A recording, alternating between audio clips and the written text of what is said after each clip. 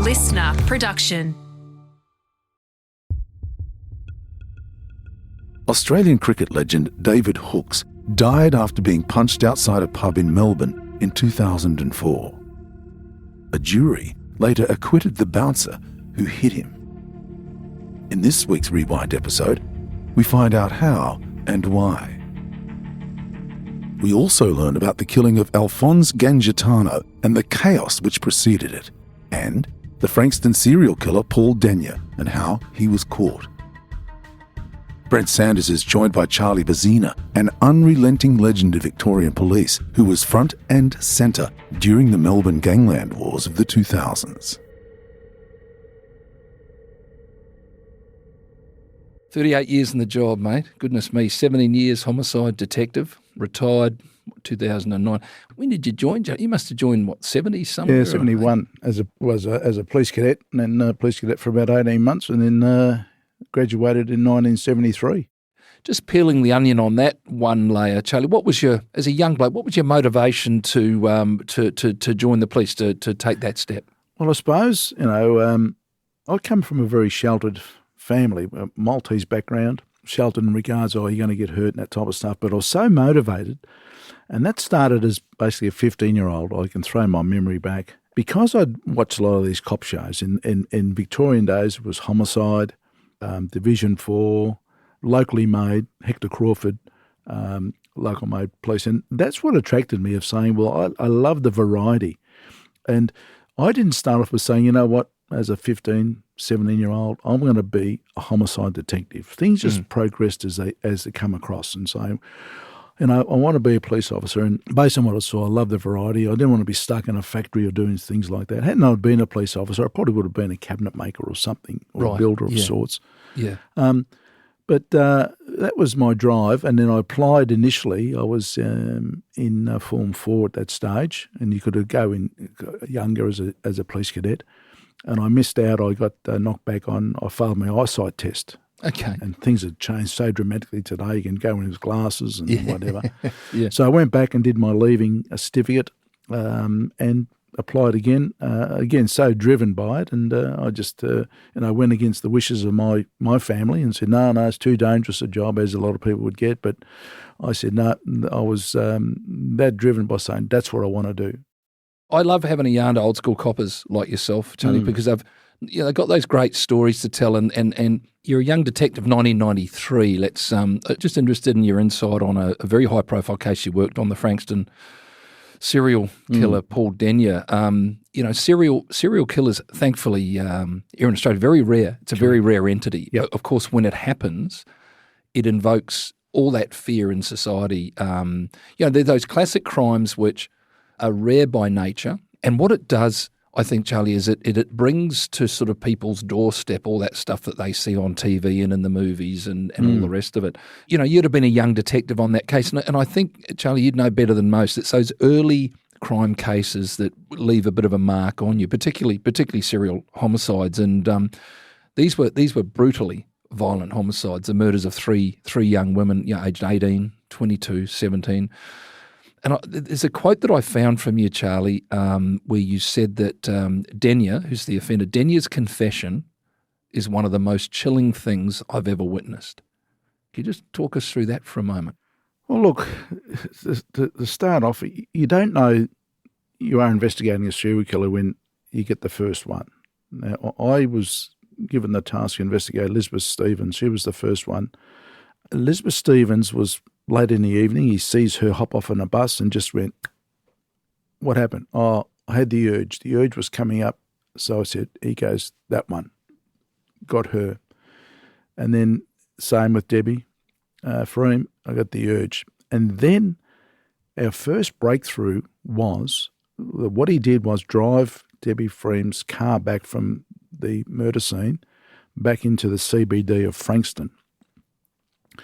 That's when we knew that this guy, we knew he was a big guy because the seat was pulled back. There was blood staining in there, had no fingerprints, no DNA. And we then, again, as you know, gut feeling with coppers and the things you learn through investigations, this person must live within walking distance of where Debbie Freem's car was parked. because we know these people are lazy. So we then had to be more proactive. So we were then targeting to door knock probably 1 or 2 square kilometres and account for every, I suppose, teenager upwards in every house, because we knew we lived in that particular. That was the gut feeling we had. Now that would have taken us, and you can imagine, and you'd know the resources that would take to be able to do that. And that may have taken us 18 months, 2 years to account for every person. Yeah, yeah. So we were setting that up on a particular Saturday after we were getting with Debbie Freem. So we were running parallel investigations with 2 teams, my team with the Elizabeth, another team with Debbie Freem. And then we get a missing persons report, and again, we didn't marry that up. A missing persons report of Natalie Russell, 17-year-old girl, didn't arrive home from school, and we didn't marry that up to us because you get that many missing persons reports. Yeah, yeah. So she's reported missing, and then that evening, her body is found under some trees off this particular track and off the golf courses. So my boss said, well, Charlie, look, I'm going to swing you off leading that investigation to lead the Natalie Russell investigation. And Frankston was pretty much shut down. We had community meetings. At that stage, the Premier, Jeff Kennett, had to come down and address the public masses and reassure them that we were doing, and the pressure on us was so phenomenal. Huge, mate. And and we knew they were all related because all the assaults on the women were all basically identical. Yeah, yeah. And as you know, with similar fact evidence and the likes. And that particular Saturday is when we find Natalie's body, and that was the Friday night, and we were about to put about 200 or 300 detectives door knocking and do it that way. So we find Natalie's body. But here we have that this one, he set up the crime scene or his actual trap for the person. He's sitting in his car, sees Natalie going across the road. He darts into the first hole in the wire fence under the tree. She walks past that one. He comes out behind her, closes the gap until she comes level with the second hole that is cut in the fence, grabs her, pulls her in and kills her. That afternoon, unbeknownst to us, a lady from the Postal Service happened to see a car parked there with a guy behind the steering wheel crouching down. But because the community were in such high alert, she rang the police. 2 young constables came down. As they're checking his motor car, he's killing Natalie. So the next morning, the balloon goes up. We then get these 2 constables said, oh, hey, we checked the car just there. One thing led to another. We find out who it was. Paul Charles Denyer lived at this address. Lo and behold, he's in our catchment of the door knock we were going to do. Tick that box. No prior convictions. Motive, I had the urge to kill. It was a thrill kill. Had that lady not made that phone call, he would have continued to kill. So just on that too, Charlie, this is interesting. There was no sexual element to those homicides. Because that's quite unusual, isn't it? I mean, you would know better than most that oftentimes when we're dealing with serial killers, and as rare as they are here, we often rely on studies from overseas, serial killers are often have evolved from being serial sex offenders. It's that line of continuum, if you will, and oftentimes it's that they go from committing sexual crimes to committing sexual crimes and then taking the lives of their victims. That confession that he made, Charlie, which I refer to, you said was a pretty chilling experience for you as a relatively young detective, I guess. I think, again, from memory, he just sort of sat there sucking on a durry on a cigarette and just going through, like you and I would be talking about the footy on the weekend. I mean, nonchalant. And you speak, in a case like this, a serial killer case, as rare as they are, when they're happening, they're very real for people in that community. And you mentioned, the intense pressure on investigating detectives, where one homicide becomes 2, which becomes 3, and now, of course, the front page of every paper, every radio, every TV news station, there is a serial killer on the loose in Frankston, and it's you're working under that pressure. You're working under pressure coming left, right and forward and having to try and quell some of that fear in the community, which you and I know really is only going to be quelled once that bloke's locked up. And all eyes are on you. We were putting in 14, 15-hour days, and apart from physically exhausted, we were mentally exhausted, but there's no point looking behind us. We were it. Charlie, let's fast forward a little from 93 to 98. More experienced detective now, and a few more lockups under your belt. Very high profile case, Alphonse Gangitano, head of the Carlton crew down there. Now, this is an unsolved homicide, I think. Am I right in saying to this day?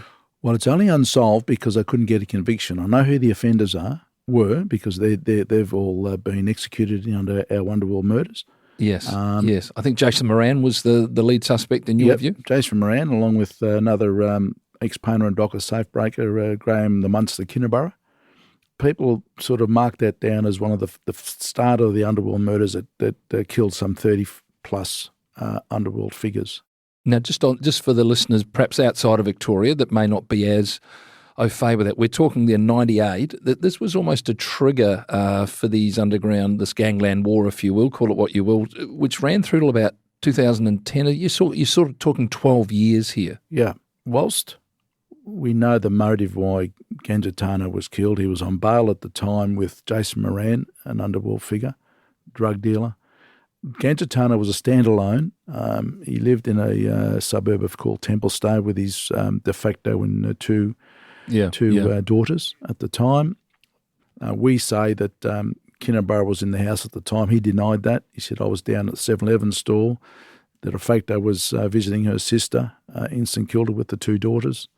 And then he's shot a number of times, running to his laundry. He's in his underwear, no forced entry. We had an eyewitness that actually identified Jason Moran as walking down the driveway. We ended up getting the driver that actually drove Jason Moran, who contacted us and said, Jason Moran spoke to me, asked me to drive him to a location. He was another drug dealer, again, building up his credibility. And we could do that by the circumstances. We know that he dumped the pistol over the Westgate Bridge into the Maribyrnong River, or the Yarra River there, put divers in, never found the firearm. We got one statement from the driver to say they drove Jason Moran to that location. A week or so after that, he committed suicide, hung himself outside St Pat's Cathedral. So that loses that. And as you know, because his statement hadn't been tested, it's not worth the paper it's written on. So we'd never found the pistol. We had divers in for about 90 hours under the bridge. They grid padded and just couldn't find it. It was the main shipping channel. And they can only search by feel because all the silt, you just couldn't see a hand in front of you. We go on the investigation and the interactions you then have. And, we had an eyewitness who identified Jason. He was a young 21-year-old, clean skin basically. When he learned he was a witness in an Underworld murder, unfortunately, his evidence started to wane a bit because whilst these offenders have got the right to refuse a lineup or identification parade, which he did, we then put a photo folder together, which this witness says, that's the guy I saw, which was Jason Moran. He then learnt he's involved in a Underworld murder as a witness. Suddenly, that confident identification becomes, well, I'm not too sure, look, it could be, and you're thinking about being able to get a conviction. Well, and he's your key witness. He's a key witness. All the one he I've falls got. over, mate, the whole thing's gone. Correct. So long story short, we then don't have enough to charge anybody. So we then go to inquest. And as you know, in inquests or coronial hearings, there are no rules of evidence. At a coronial inquest, you can state opinions, hearsay, all things go. So we led the inquiry, the coronial investigation, and the coroner came back and said, Jason Moran, Graham Kinniburgh are implicit in the murder of Alphonse Gangitano. But because we don't get a conviction, technically speaking, that case remains unsolved. Jason Moran becomes a victim of the Underworld murders. That case will never be solved because our offenders are gone. And, begrudgingly that stays as unsolved, but I know who did it. It couldn't reach that high bar. These are massively resourced investigations, Charlie, into homicides, which obviously have to be, regardless of who the victim is, these are homicides of underworld, gangland identities where clearly they've been killed by other gangland identities. And so you've got these massive resources. And just a question on that, Charlie, how does that feel as a detective to be so immersed in repeatedly having to investigate these homicides, which, as awful and terrible as they are, of course they are, and these folks have got families and everything else. But, you compare that to the investigation of the Frankston serial killer, where these totally innocent people have their lives taken in horrendous circumstances. They've never stepped out of line. They've never done a bad thing in their lives. Now, all of a sudden, you're immersed in these homicides involving people who sort of live by the sword, die by the sword. It's kill or be killed. Well, how does that change your approach? You've still got the same drive, as you said quite rightly. Life's a life, and regardless of who they may well be within our community, and you're driven to it because realistically, it's there amongst the community, and it's the community safety at large that you're trying to prevent or protect. So basically, that's the drive you've got, and so that becomes just on that. That's an interesting point. That almost becomes your motivation for a copper to say, well, if this keeps going at the rate that it's going, we're getting assassinations on the street at 5 o'clock in the afternoon where school kids could be going past. But you sort of grab hold of that almost as your motivation. It's above and beyond who's involved in these things. Is that? Well, very much so. And nothing can be highlighted that people might know, or the ones that not in Victoria wouldn't know. But a very pertinent fact to that is when Jason Moran with a fellow called Barbara were at a footy clinic with the young kids at Pascoe Vale, probably 10 o'clock in the morning. And the offender come up to the van they were sitting in. There was children sitting in the back seat of Moran and the other ones at a footy clinic.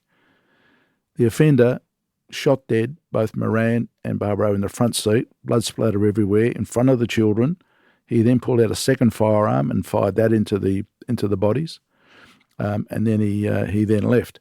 So that's at 10 o'clock in the morning, and that's a significant issue which really sent shudder waves right through, and that highlights it. So it's up us to stop the killing, and okay, you've got a deceased person, and if you can charge people down the track, but as you know, the resource intense is what we allege we've got to prove. And ultimately, there was a code of silence, as there is in the underworld.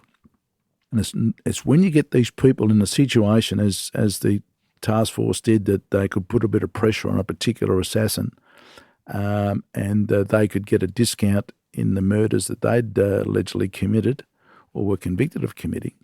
And as you know, police jump the witness box in camera or give a letter of comfort to the judge to say this person's been of assistance. Without this person's assistance, we wouldn't have been able to solve things. And there's some discretion given to the sentencing judge about sentences. So eventually these people want to get out of jail, and on it went from there. So you are really driven in relation to it. You put aside the history of these people, life. We can't have this anarchy, this killing, wanting killing in the streets of Victoria. High pressure. Politically, it was high pressure.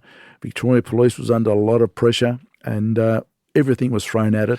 Just one final question on this, and you did touch on this in your chat earlier, Charlie, that there was that moment that you found yourself with a colleague in the lounge room of Jason Moran's house. His old man came in, other associates come in, and there's that sort of sudden realisation that here we are, in essence, surrounded by these gangland fellas. We're the only ones that probably aren't carrying any sort of firearms.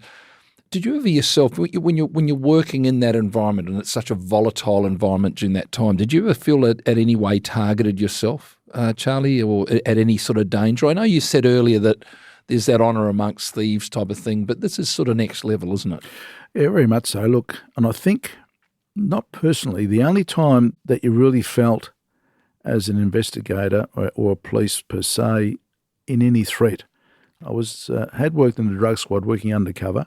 So you become very cognizant of the fact that you identify yourself to the drug dealers you've been buying heroin off from, for example. So that was a concern, that you'd be driving home, doing anti-surveillance and that type of stuff. You wouldn't drive straight home from Russell Street and that type of thing. Then the only other time that was of great concern to us, as I mentioned earlier, was the Russell Street bombing. Here we had, at that stage, an unknown offender specifically targeting police headquarters with a car bomb. So we were all on high alert because we didn't know who they were, who's going to be targeted. And going back another step, from that is we then had the absolute ambush and slaughter of 2 young police officers, Tyne and Eyre, in Walsh Street, South Yarra, where the similar crime group lay in wait behind. They put a decoy stolen car in the street. 2 young constables from Paran come along, typically nonchalantly looking at, it's a stolen car being dumped. You're not on alert whilst they're checking the vehicle. These offenders, 3 or 4 offenders, hiding behind the fence, jumped out, absolutely assassinated them, shot them dead. So that really changed the whole horizon about the respect and of honour amongst thieves as such. Here we had a group of criminals who we knew that would wantonly just set up police, but they wouldn't set up the armed robbery squad, who were the ones that had been involved in an earlier killing of one of their cohorts. Right. They would target young, innocent police officers. That gauges the type of people you're dealing with. Subsequently, they were charged with the murder. Then they were all acquitted. And it goes on and on. So the whole fabric of police investigations and crime world has changed so dramatically, and I think for the worst. Coming up, the failed prosecution of the man who punched David Hooks.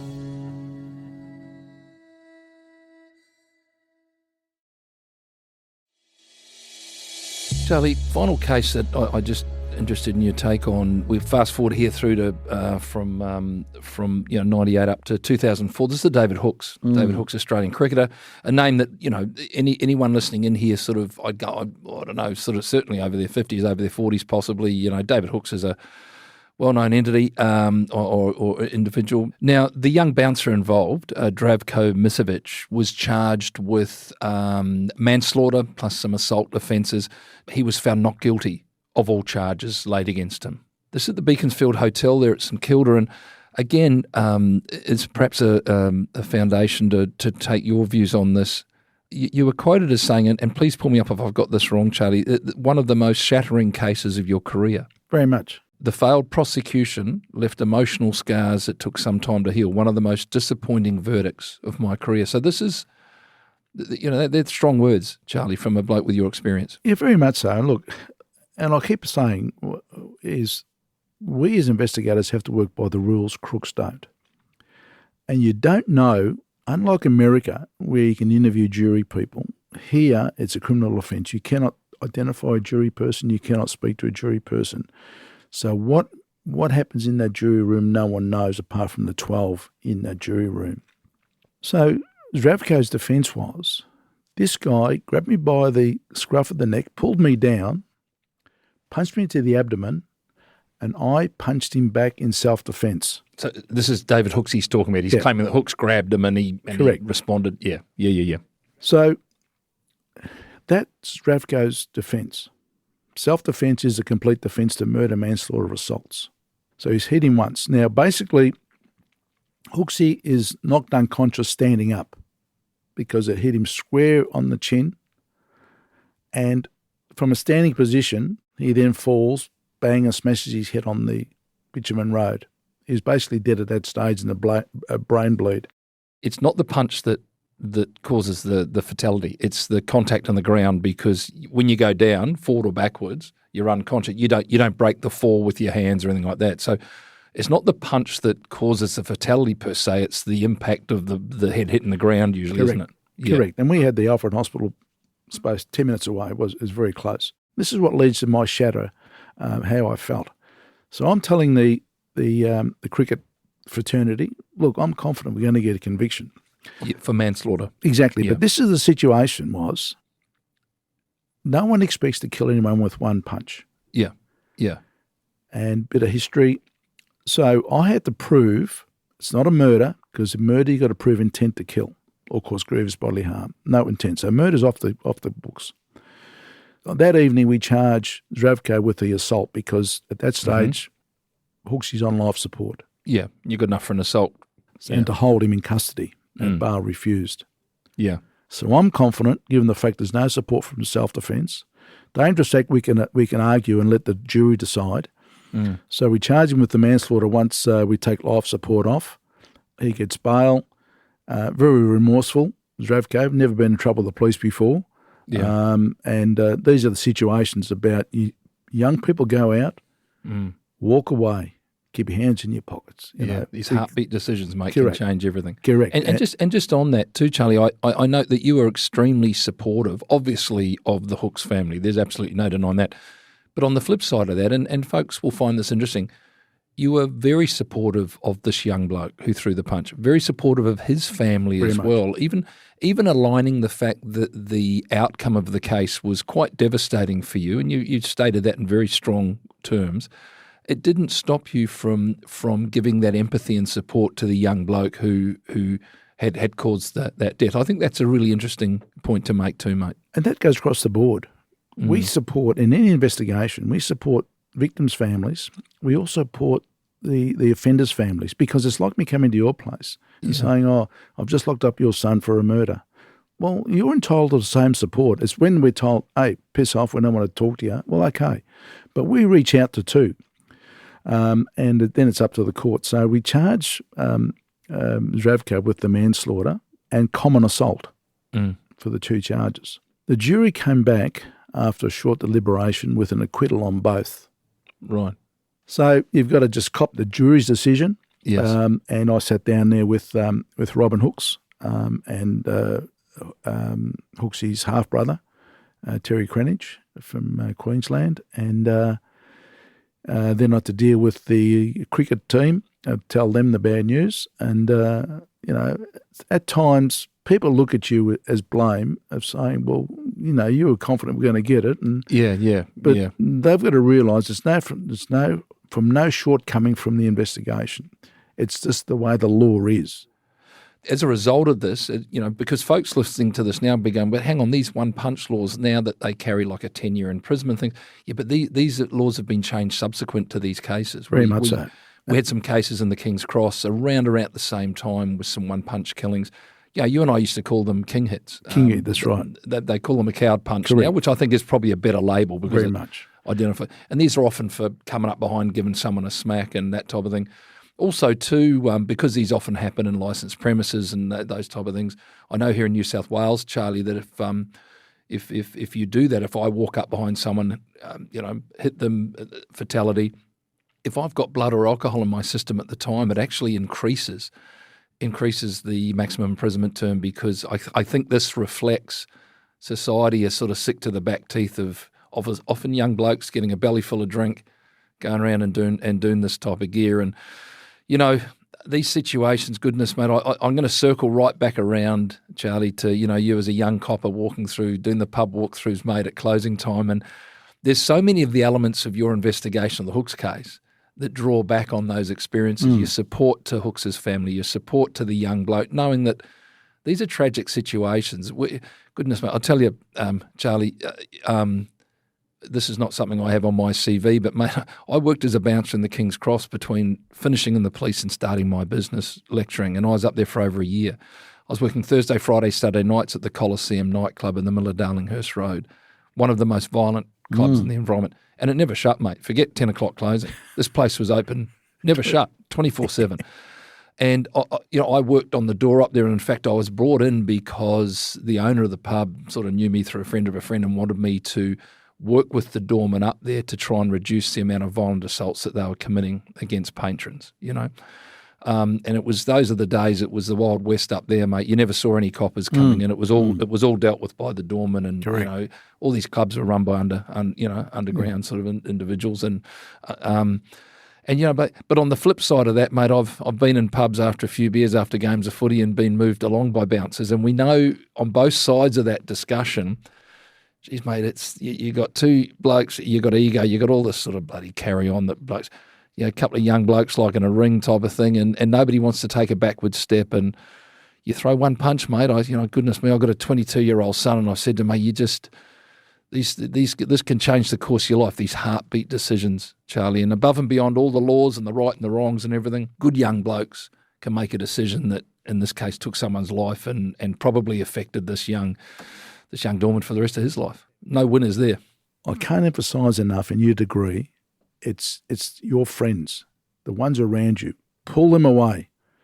You know, you're the one that's looking at it from the outside, and you're not hyped up with adrenaline. You're not maybe as drunk as the perpetrator. For goodness sake, step in, pull your mate away, either on both sides, and just drag them away.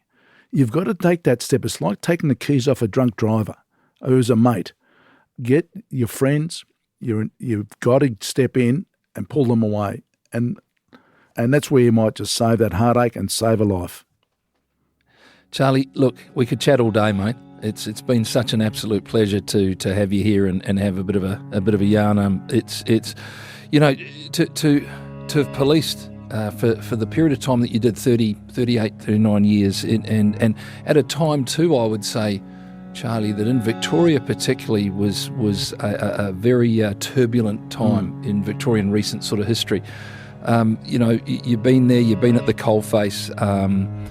It's an absolute credit, mate, your career, and I just want to wish you, all the very best moving forward. And I say, on behalf of a lot of us, and with absolute sincerity, thank you so much for your service, Charlie. You're an absolute champion, and I look forward to meeting with you again down the track. Thanks so much. It's been a pleasure. That's all we have time for in this Rewind episode. If you know someone who loves true crime, recommend our series to them. And check out our favourite clips. Search Listener Crime on TikTok or Instagram. I'm Dan Mullins. Thanks for listening.